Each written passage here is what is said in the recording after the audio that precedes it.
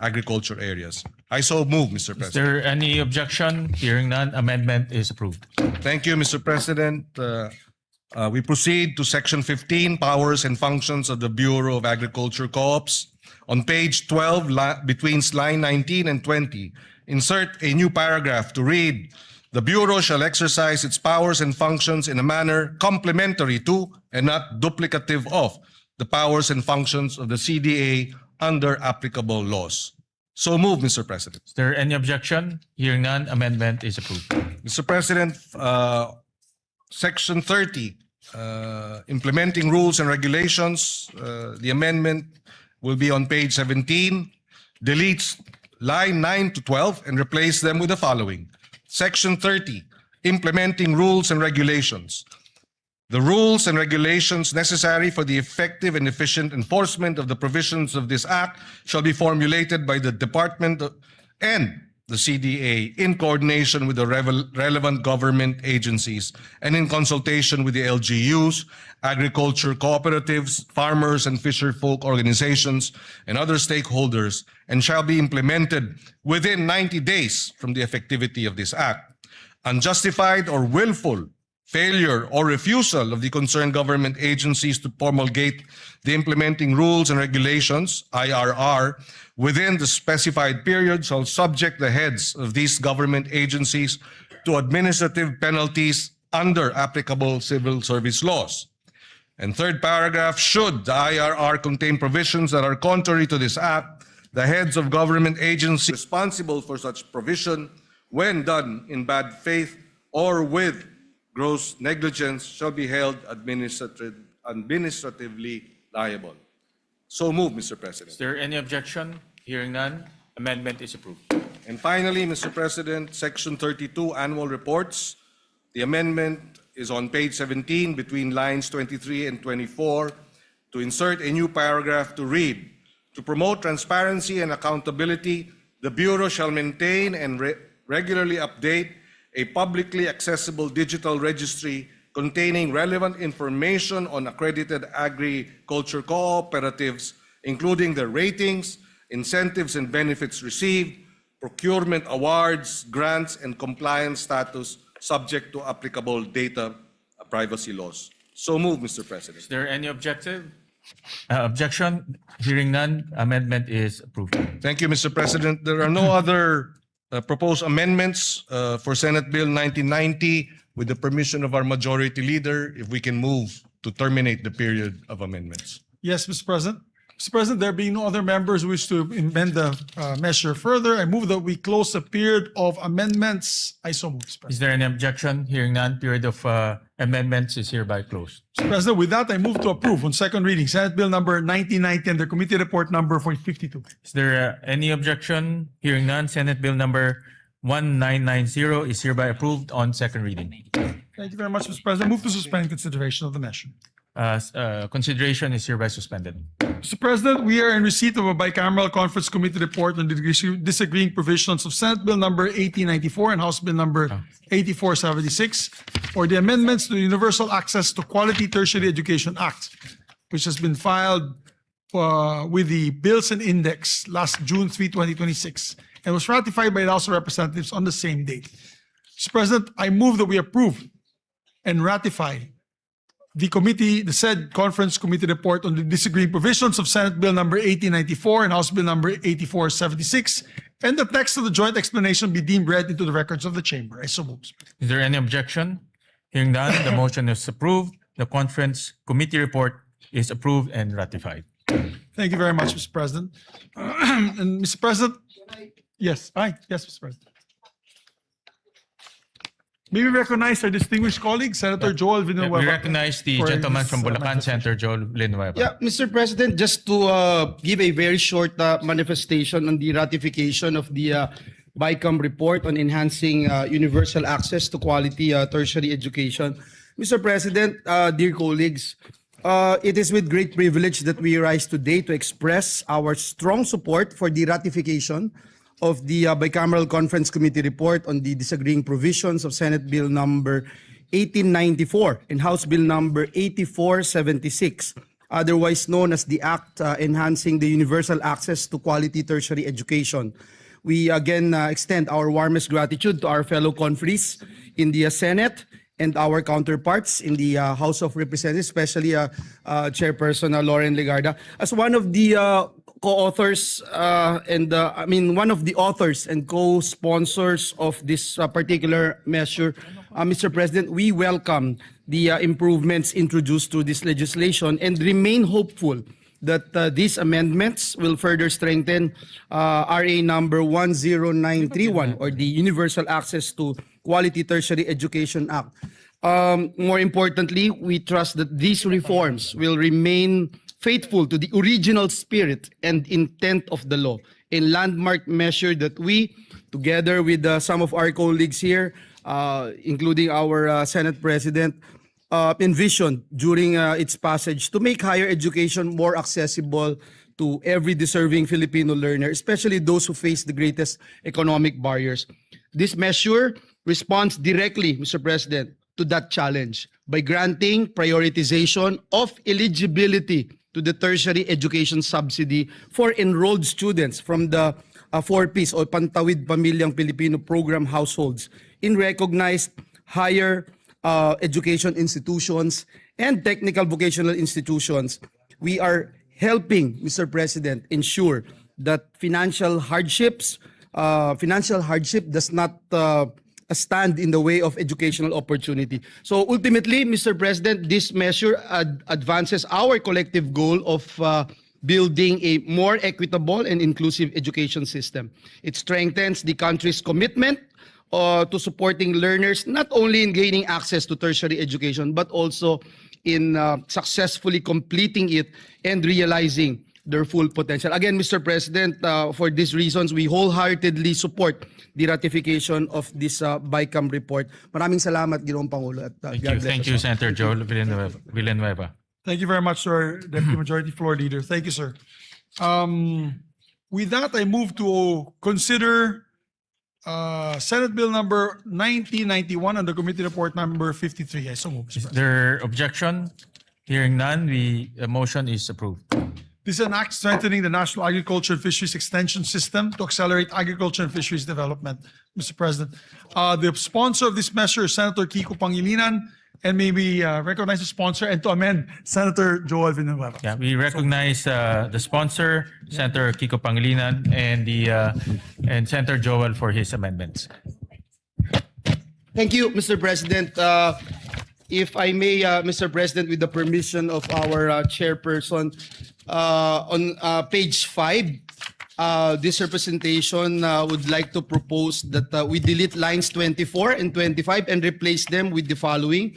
The roadmap shall contain, among others, measurable performance indicators, annual implementation targets, monitoring and evaluation mechanisms, periodic review provisions, and annual projected budgetary requirements, including the establishment of the local development hub. The rationale, Mr. President, is that this proposed amendment strengthens the second paragraph of Section 6 by expanding the required contents of the roadmap to promote accountability, guide implementation, and ensure measurable outcomes in the delivery of agricultural and fisheries extension programs. I submit to the wisdom of our chairperson. Your What Honor. does the sponsor say? Accepted, Mr. President. Is there any objection? Hearing none, amendment is approved. Thank you, Mr. President. On page 6, line 9, after the word act and before the period, insert the following. And other applicable laws, and without diminution of vested rights, benefits, and security of tenure of affected persons, authorized to reorganize the department's internal offices to determine if existing ones, in the interest of economy and efficiency, need to be integrated into the establishment of the BAX, subject to the provisions of Republic Act number 12231 or the Government Optimization Act and other applicable laws, and without diminution of vested rights, benefits, and security of tenure of affected personnel. I so move, Mr. President, if it is acceptable to our What dear does the colleagues. sponsor say? Wholeheartedly accepted, Mr. President. Is there any objection? Hearing none, amendment is approved. Thank you, Mr. President. Mr. President, on page 7, between lines 10 and 11, insert a new paragraph. The Technical Education and Skills Development Authority, or TESDA, shall assist the BAEX in the development and implementation of technical, vocational, competency-based, and certification programs for AEWs, farmers, and fisher folk, consistent with its mandate and subject to existing laws, rules, and regulations. I so move, Mr. President. Is there any objection? What does the sponsor say? If it is accepted. Yes, being the test naman, Mr. President, we accept fully and wholeheartedly this amendment. Any objection? Hearing none, the amendment is approved. Thank you again, Mr. President, to our sponsor. On page 10, line 14, after the period, insert the following sentence. For this purpose, the BAEX shall submit to the COCAFAM an annual report on the implementation of this act, including fund utilization, performance outcomes, progress in achieving the targets under the roadmap. Chairperson. What does the Accepted, sponsor say? accepted, Mr. President. Thank you again, Mr. Any objection? Hearing none, amendment is approved. Mr. President, last but not the least, on page 10, delete lines 15 to 21 and replace them with the following. Section 19, implementing rules and regulations. The rules and regulations necessary for the effective and efficient enforcement of the provisions of this act shall be formulated by the department in coordination with the CHED, relevant national government agencies, LGUs, SUCs, and private sector, the private sector, farmers and fisher folk organizations, civil society organizations, and other stakeholders, and shall be implemented within 90 days from the effectivity of this act. The IRR shall include, among others, the phased implementation of the transition from the ATI to the BAEX, personal transition mechanisms, asset and resource transfer procedures, institutional coordination protocols, qualification standards, and safeguards to ensure the uninterrupted delivery of agricultural and fisheries extension services. Unjustified or willful failure or refusal of the concerned agencies to promulgate the implementing rules and regulations, IRR, within the specified period shall subject the heads of these government agencies to administrative penalties under applicable civil service laws. Should the IRR contain provisions that are contrary to this act, the head of the government agencies responsible for such provision, when done in bad faith or with gross negligence, shall be held administratively liable. I submit, Mr. What President. does the sponsor say? Accepted, Mr. President. Any objection? Hearing none, amendment is carried. Thank you very much, Mr. President. We'd like to put on record our sincerest thanks and gratitude to our distinguished sponsor of the measure. Thank you, Mr. President. Thank you, dear colleague. We'd like to thank Senator Joel for his amendments. Mr. President, with the permission of the majority leader, we just have a few more amendments for this measure. Please proceed. Yes, Section 4, creation of the Bureau of Agriculture Extension, BAEX, first paragraph, on page 3, line 27, between the words agriculture and extension, insert the phrase and fisheries. And on the same line, delete the acronym BAEX and replace with the acronym BAFEX. This shall be an omnibus amendment in the bill to reflect the name of the new DA Bureau, which is the Bureau of Agriculture and Fisheries Extension, or BAFEX. The first paragraph of Section 4 as amended shall now read as follows. Creation of the Bureau of Agriculture and Fisheries Extension, BAFEX. The Agriculture Training Institute is hereby transformed and strengthened into the Bureau of Agriculture and Fisheries Extension, hereinafter referred to as the BAFEX. It shall be a line bureau in the Department of Agriculture under the supervision of the Undersecretary for Operations. As a line bureau, it shall maintain physical offices at the national, regional, provincial, and municipal levels. So move, Mr. President. Any objection? Hearing none, amendment is approved. On the same Section 4, second paragraph, on page 4, line 4, after the word section, delete the number 8 and replace with number 9. And it shall now read as follows. The BAFEX shall be headed by a bureau director with 2 assistant directors at the national level who shall head the technical services and administration and finance service. technical service and administration and finance service, respectively. It shall further be comprised of such other personnel nationwide as indicated in the plantilla under Section 9. So moved, Mr. President. Is there any objection? Hearing none, amendment is approved. Thank you, Mr. President. Section 9, plantilla of BAFEX personnel. First paragraph, on page 6, line 25 to 31.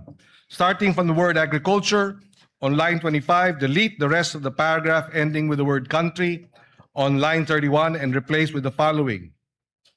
Director, Provincial Agriculture Extension Officer, Assistant PAEO, and Agriculture Extension Workers, AEWs. The department shall provide the details of the plantilla reflecting a minimum of 3 AEWs in every municipality in the country. The first paragraph of Section 9 shall now read as follows. Section 9, plantilla of BAFEX personnel. There shall be a plantilla of positions in the BAFEX, namely Bureau Director, 2 Assistant Directors, Regional Director, Provincial Agriculture Extension Officer, PAEO, Assistant PAEO, and Agriculture Extension Workers, AEWs. The department shall provide the details of the plantilla reflecting a minimum of 3 AEWs in every municipality in the country. So moved, Mr. President. Is there any objection? Hearing none, amendment is approved. Section 9, third paragraph. On page 7, delete the entire paragraph on lines 5 and 6 and replace with the following paragraph. The basic salary grade for Agriculture 1 shall be salary grade 13 in the government salary grade scale, consistent with Republic Act 12215 or the Philippine Agriculturist Act. So moved, Mr. President. Is there any objection? Hearing none, amendment is approved. Mr. President, on page 7, delete lines 15 to 16 and replace with agriculture officers, workers shall be entitled to appropriate representation allowance and traveling allowance, RATA, in accordance with existing regulations. So moved, Mr. President. Is there any objection? Hearing none, amendment is approved. Penultimate amendment, section 16 on appropriations, first paragraph on page 9, line 25. After the word for, delete the word personal and replace with personnel. The first paragraph of section 16 shall now read as follows. Section 16, appropriation for the first year of implementation of this act.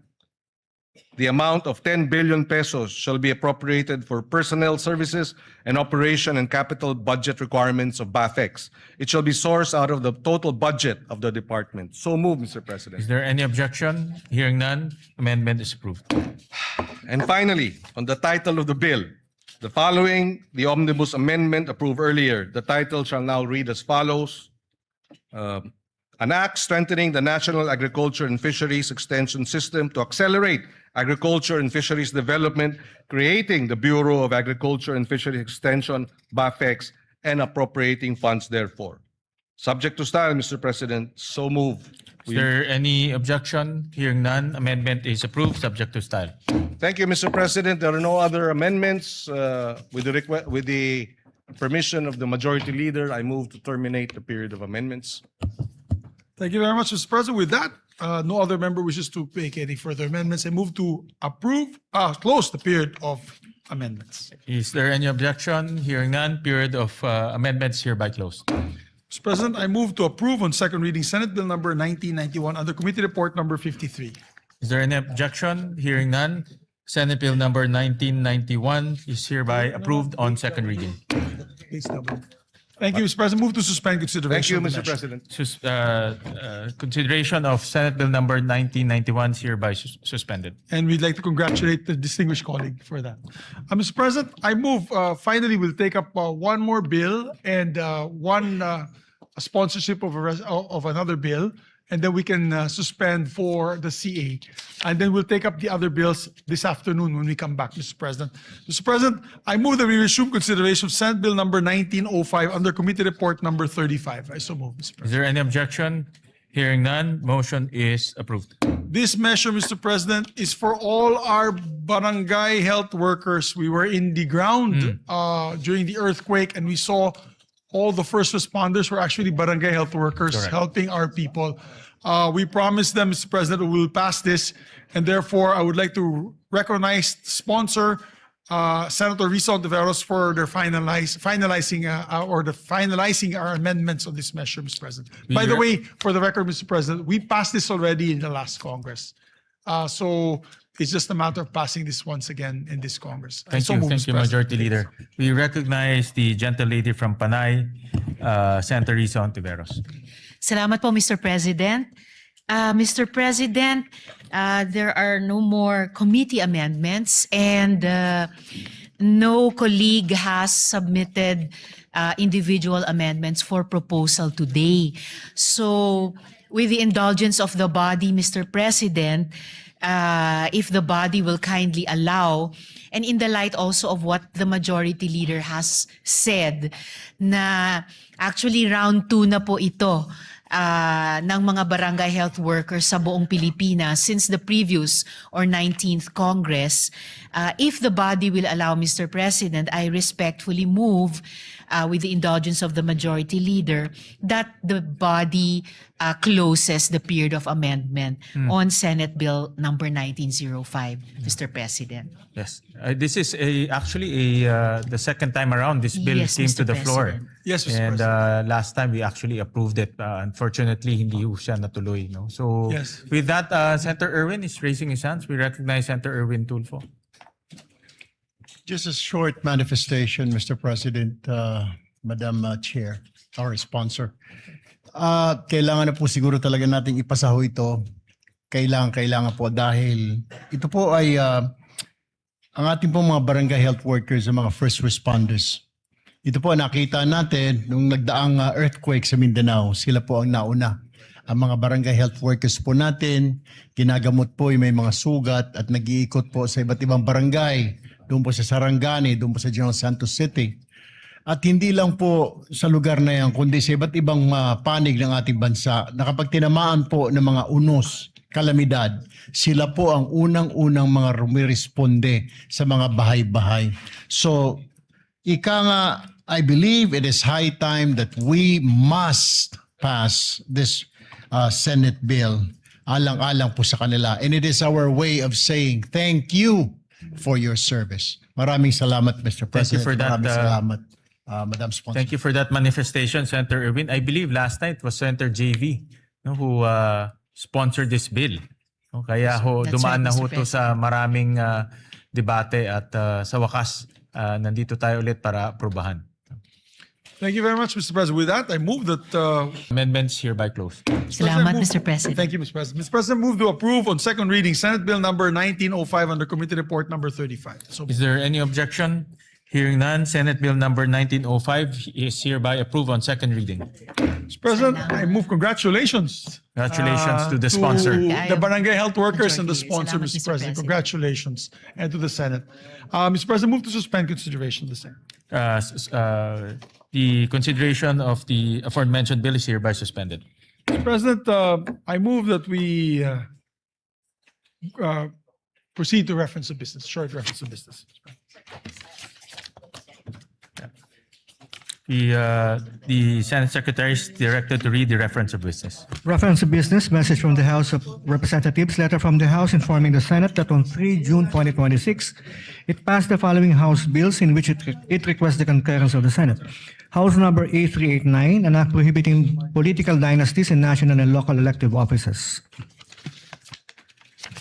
Referred to the Committee on Electoral Reforms and People's Participation and Constitutional Amendments and Revision of Codes. House number 9466, an act converting the National Feeding Program into a National Nutrition Program by expanding its scope and coverage and enhancing its support mechanisms, appropriating funds therefore, amending RA 11037 or the Masustansyang Pagkain para sa Batang Pilipino Act.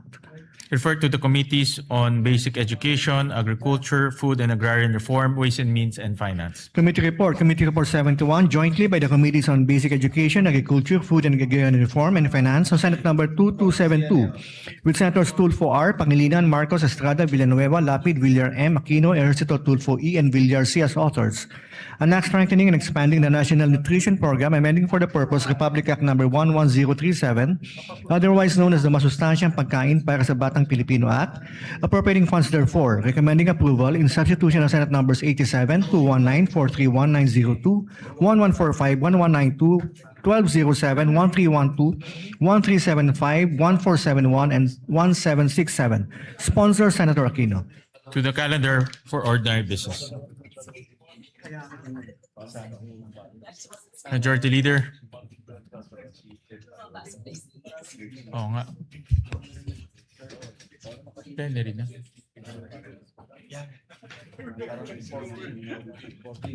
Thank you very much, Mr. President. Mr. President, before we recognize our distinguished sponsors of the measure, we'd just like to welcome also to the plenary our dear colleagues from the House of Representatives, members of the Commission on Appointments. We welcome our colleagues from the Commission on Appointments, Excited na po particularly sila. our Excited na po sila. counterparts from the House of Representatives. Yes, thank you, Mr. President. We welcome them with open arms to their House of or to the Senate, Mr. President.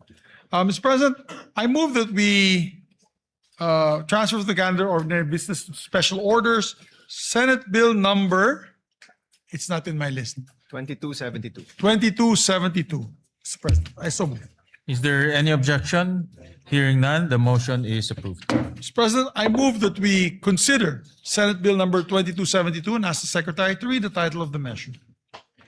Is there any objection? Hearing none, the motion is approved. Consideration of Senate Bill number 2272 is in order. Under Committee Report number 71, Mr. President. Under Committee Report 71, the Secretary is directed to read only the title of the bill without prejudice to inserting into the records the whole text thereof. An act strengthening, expanding the National Nutrition Program, amending for the purpose Republic Act number 11037, otherwise known as the Masustansyang Pagkain para sa Batang Pilipino Act, appropriating funds therefore.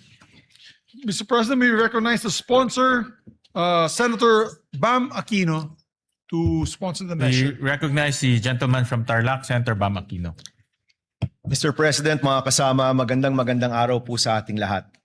The Committee on Basic Education is pleased to present Senate Bill number 2272 under Committee Report number 71, which seeks to amend Republic Act 11037 ng ating mga kasamahan sa komite, ang EDCOM 2 at ang iba't ibang ahensya na katuwang natin sa pagsulong ng panukalang ito.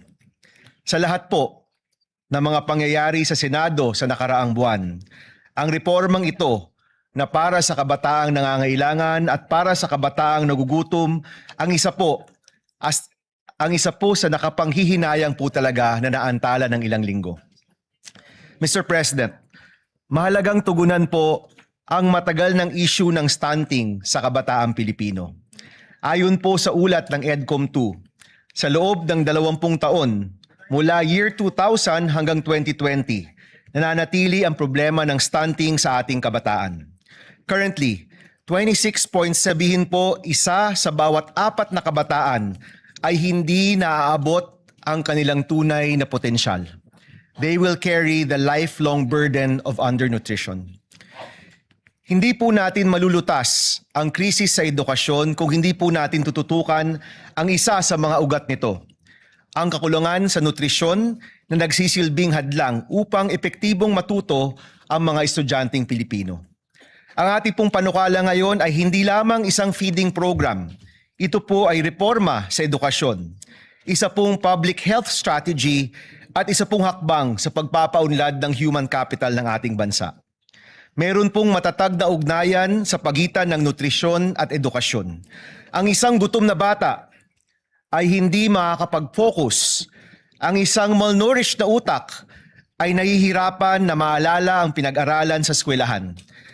Ang expanded National Nutrition Program na ito ay tutugon sa isa sa pinakamalaking reformang kinakailangan ng ating sistema sa edukasyon. Noong ating pong unang termino, tayo rin po yung nag-sponsor ng RA 11037. Ngunit sa halos isang dekada ng implementasyon, nakita rin po natin ang mga gap o puwang sa sistema. Our goal today is to bridge those gaps through 3 major reforms. Una po, sa ilalim ng ating bagong expanded National Nutrition Program, magkakaroon ng life stage approach mula sa tamang nutrisyon ng buntis na mga nanay hanggang sa mga sanggol, sa mga toddler, hanggang sa mga school-age children, hanggang stages ng ating kabataan, meron pong masustansyang pagkain para sa mga nangangailangan. Ginagawa rin po nating universal ang feeding para sa lahat ng batang nasa kinder to grade 3. Ibig sabihin po, lahat ng mga bata sa kinder to grade 3 sa ating public school ay makakakuha ng masustansyang pagkain. Isa po ito sa pinakamahalagang hakbang at pinakamalaking reforma para tugunan ang krisis sa nutrisyon at sisiguraduhin po natin na tuloy-tuloy ang pag-aalaga. Pangalawa, malinaw na accountability at data governance. Nililinaw rin po ng panukalang ito ang mga tungkulin ng DOH, DSWD, DepEd, NNC, DILG at po nito maiiwasan ng overlap at masisigurado na may nakatutok sa nutrisyon ng bata sa bawat edad. Sisimulan din po ang isang Universal Health Record or UHR sa pamamagitan ng tama at updated na data tungkol sa nutrisyon. Mas madali rin pong matututukan at mababantayan ang paglaki ng bawat bata mula barangay hanggang sa paaralan. Pangatlo po, ang pag-uugnay sa lokal na produksyon. Isa pong pinaglaban din po ni Senator Kiko Pangilinan. Ang pagtugon sa malnutrition ay tugon din po sa kahirapan ng ating mga magsasaka at mangingisda, ang ating food producers. Bibigyan natin ng prioridad ang freshly prepared hot meals at local procurement. Sa pamamagitan po ng direktayan. Kaya po yung budget para sa nutrition ay pwede rin pong magsilbing budget para sa ating lokal na agrikultura. Tulad din po ng ating Classroom Building Acceleration Program or CAP Act, maaaring bigyan ng suporta ang mga LGU na merong effective na feeding or nutrition programs. Sila po'y maaaring magkaroon ng bahagi ng pambansang pondo upang maipatupad ang mga nutrition program nila sa kanilang sariling lugar. Mga President, Mr. President, mga kasama, ang nutrition po ay isang long-term investment para sa ating human capital at ekonomiya. Ang mga batang malusog ay mas may pagkakataong magtagumpay sa paaralan, maging produktibong bahagi ng ating workforce at makapag-ambag sa pag-unlad ng ating bansa.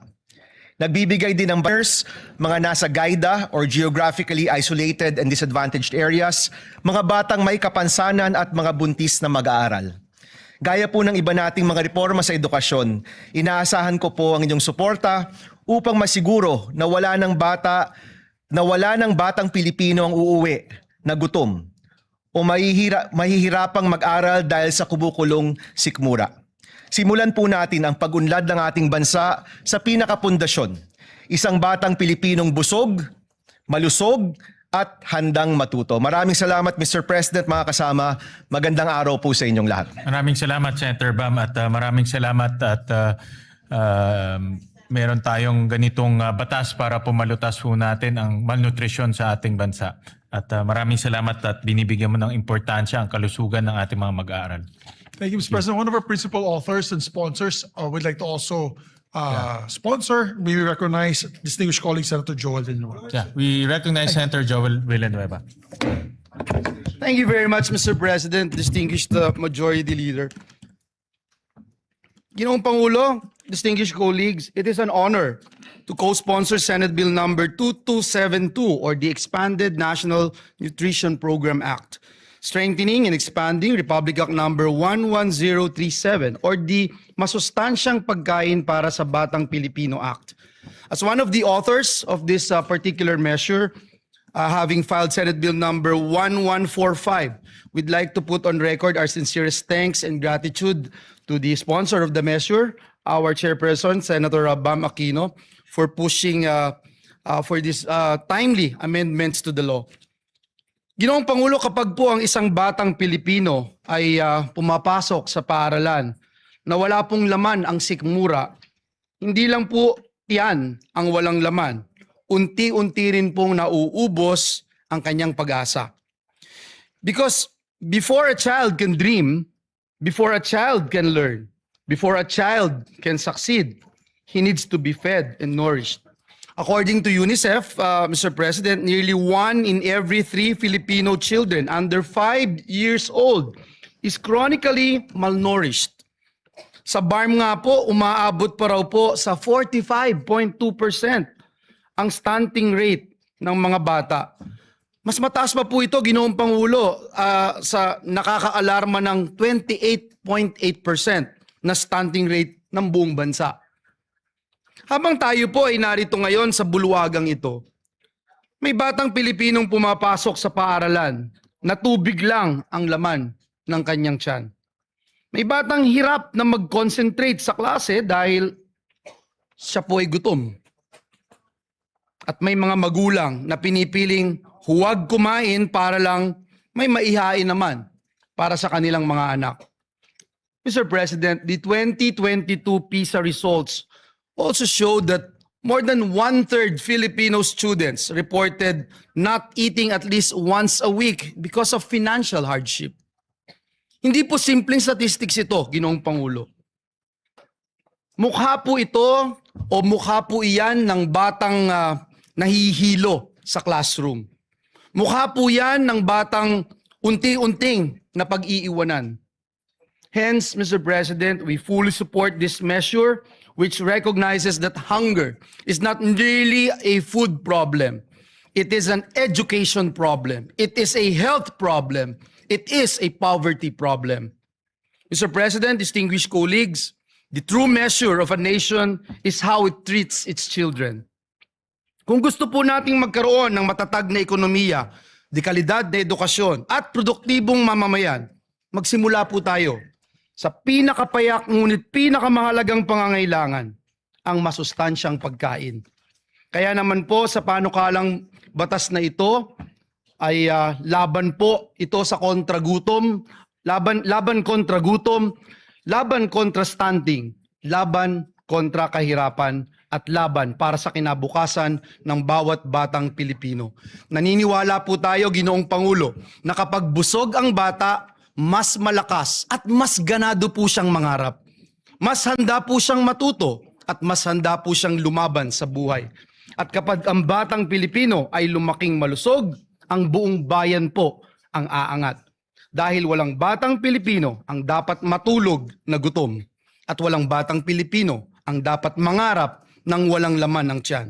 Muli, Ginoong Pangulo, maraming salamat at pagpalain po tayong lahat ng ating Panginoong Diyos. Maraming salamat, Senator Joel Villanueva. We recognize the gentleman from Pampanga, Senator Kiko Pangilinan. Maraming salamat, Mr. President. Just a quick manifestation. We will submit our co-sponsorship speech for this measure. We congratulate Senator Bam Aquino for marshalling this through. Nung nakaraang dalawang kampanya po natin ay pagkain at gutom ang ating tinututukan. Kaya ito'y isa sa mga mahalagang panukalang batas na dapat lamang ay maipasa kaagad. Isang pondo, Mr. President, 4 ang tinutugunan. Kahirapan, kalusugan, edukasyon, at agrikultura at pangingisda, Mr. President. 4 ang tinutugunan, 1 pondo, Mr. President. Hindi lang gutom ng ating mga kababayan, ang ating mga anak, pati ang gutom ng ating mga magsasaka at mangingisda na maibenta ng tama ang kanilang ani at huli para gumanda ang kanilang kita, matutugunan din ng panukalang ito. Kaya we will submit our co-sponsorship speech, and we thank Senator Bam Aquino for marshalling this measure. Maraming salamat, Mr. President. Thank you. Very much. We also recognize the gentleman from Palawan, Senator Erwin Tulfo. Mr. President, distinguished colleagues, I rise today to manifest my full support on Senator Bam Aquino's bill and formally co-sponsored the bill on the expanded National Nutrition Program under Committee Report number 71. Section 15, Article 2 of our 1987 Constitution explicitly mandates that the state shall protect and promote the right to health of the people. Yet, despite our past legislative efforts, we are cognizant of the stark reality that child malnutrition remains a formidable crisis in our country. Under Republic Act number 11037 or the Masustansyang Pagkain para sa Batang Pilipino Act, our national feeding program is currently limited to a period of 120 days. Mr. President, this is simply insufficient to sustain the nutritional requirements of our growing children from prenatal period to their school age years. Hindi naman po nawawala ang gutom at malnutrisyon pagkalipas ng 120 days. Sa katunayan, karamihan sa mga kaso ng stunting ay nagsisimula sa unang yugto ng buhay ng isang bata. Kaya kinakailangan ang tuloy-tuloy at pangmatagalang interbensyon. It is for this reason that I also filed Senate Bill number 1471 through this measure. We seek to extend the national feeding program. Furthermore, this bill represents an opportunity to simultaneously uplift in 11 of Republic Act number 11321 or the Sagip-Saka Act. We mandate the direct purchase of agricultural and fishery products from accredited farmers and fisherfolks cooperatives. Mr. President, by linking our national feeding initiatives directly with our local producers, we combat the hunger that impairs our students' ability to learn, and we secure reliable livelihood for our agriculture sector. Win-win solution para sa ating mga mag-aaral at magsasaka. I therefore co-sponsor this vital measure and earnestly urge my distinguished colleagues to please support its swift passage. Maraming salamat po, Mr. President. Majority Leader. Thank you very much, Mr. President. Mr. President, we congratulate the sponsors for this timely measure. We were talking about it with the Senate President really quick, just a quick manifestation. We have one of the shortest populations in Southeast Asia. There was a study recently made, and I read about it. Short in height, Mr. President, because of stunting due to malnourishment and malnutrition. And the fact is that we're a basketball-loving country. So if we do not address this, sayang naman yung pagmamahal natin sa basketball. As a matter of fact, nilampasan na po tayo ng leaps and bounds ng Vietnam and Thailand. The children's height or the height average of Vietnam and Thailand, matatangkad na sila. Because early on, they had promoted the school feeding program and nutrition program. So I'd like to thank Senator Joel Villanueva and Senator Bam Aquino for this measure, Mr. President, and we hope to pass this as soon as possible time. Majority Leader, Yes, with the just a short manifestation with the intervention of the Senate, Senator Bam and the rest of our colleagues, we managed to increase the feeding program in DepEd to 28 billion pesos. So right now, ang target this year is to have universal feeding for kindergarten, grade 1 for 180 days. No? So araw-araw mapapakain na sila. And this bill bodes well with that budget because we need to institutionalize that. No? And kaya timely ho itong bill na ito para ma-institutionalize yung budget na inilagay ho natin. No? Thank you. Thank you very much, Mr. President. We need to do this and act on this measure with haste. Mr. President, I move to suspend consideration of the measure to allow our colleagues to study the measure further. Is there any objection? Hearing none, the aforementioned bill is hereby suspended. Mr. President, we'd just like to designate, before we suspend for the CA, we'd just like to designate the members of two bicameral conference committees that will happen very soon. I move that or the Senate President rather, designate the Senate conferees to the Conference Committee on the Disagreeing Provisions on Senate Bill number 1981 and House Bill number 4744. These are the bills on Private Basic Education Vouchers Assistance Act, Mr. President. Is there any objection? Hearing none, the following are designated conferees on the disagreeing provisions on Senate Bill number 1981 and House Bill number 4744. Senator Bam Aquino as chairperson, Senate President Win Gatchalian as the author of this bill, and Senator Joel Villanueva. For the minority, Senator Lauren Regarda and Senator Camille Villar. Thank you very much, Mr. President. Mr. President, I move also that we proceed with the Senate President's designation of Senate conferees to the Conference Committee on the Disagreeing Provisions on Senate Bill number 1966 and House Bill number 6636. This is the bill institutionalizing the Assistance to Individuals in Crisis Situations Act. I so move, Mr. President. Is there any objection? Hearing none. The following members are hereby designated as Senate conferees on the Conference Committee on Disagreeing Provisions on Senate Bill number 1966 and House Bill number 6636. They are Senator Erwin Tulfo as chairperson, members for the majority, Senator Ping Lacson, Senator Lito Lapid, Senator Vicente Soto III, And for the minority, Senator Bongo. Thank you, Mr. President. And also for the record, Senator Kiko Pangilinan would like to be co-author and co-sponsor of the committee report of Senator Bam, as well as yours truly, Mr. President, Yeah. if I can be made also co-sponsor and co-author. of So this. recorded. Thank you. And Senator Rafi Tulfo as well, Mr. Yes, President. so recorded. Thank you, Mr. President. Mr. President, I move that we also elect, we have the list of the minority members to the CA so Okay. that they can also participate in today's commission on appointments. This list had come from the office of Senator Pia Cayetano. Mr. President, I move that we elect the following senators as members of the commission on appointments on the part of the minority: Senator Rodante Marcoleta, Senator Christopher Bongo, Senator Aimee Marcos, Senator Loren Legarda, and Senator Jinggoy Estrada. I so move. Is there any objection? Hearing none, the motion is approved. And also, Mr. President, pursuant to Article 6, Section 17 of the 1987 Constitution, I move to elect the following members to the Senate Electoral Tribunal on the part of the minority: Senators Pia Cayetano and Senator Robin Hood Padilla. I so Is move. there any objection? Hearing none, motion is approved. With that, Mr. President, I move to suspend session until 3 o'clock in the afternoon to allow us to have our Commission on Appointments hearings this afternoon, Mr. President. I so move. Session is suspended.